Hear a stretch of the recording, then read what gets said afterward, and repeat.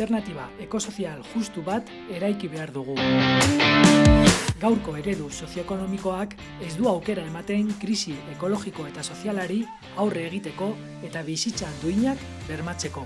Langile klasearen eta herritarren bizi baldintzek okerrera egin dute negozioa eta gutxi batzuen etekinak bermatzea helburu dituen sistema honetan.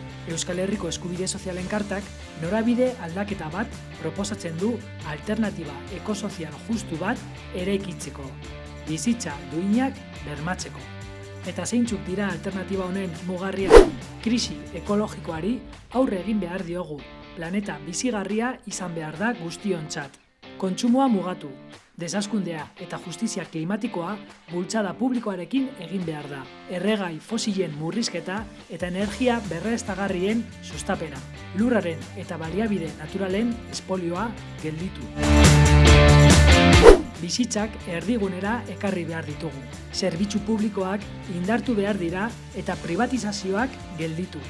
Zaintza sistema publikoa behar dugu. Etxe bizitza duina bermatu behar da eta prezioak mugatu. Lanak duindu eta birbanatu behar dira. Lanaldiaren murrizketa egin behar da, enpleguak banatzeko eta zaintza lanak aitortu. Gutxieneko soldata eta pentsioak igo behar dira. Pobreziarekin amaitzeko politika sozialak garatu behar dira. Eta zerga erreforma bat egin behar da, gehien dutenek gehiago ordaintzeko. Burujabetzak eraiki behar dira. Sektore estrategikoak garatu behar dira merkatuaren eta oligopolio handien eskuetan utzi gabe. Elikadura burujabetza sustatu behar da. Eskubide guztiak pertsona guztientzat bermatu behar dira. Diskriminaziorik ez. Eskubide zibil, politiko eta sozialak pertsona guztiei bermatu behar zaizkie. Atzerritartasun legea indargabetu eta euskaraz bizitzeko eskubidea bermatu behar da.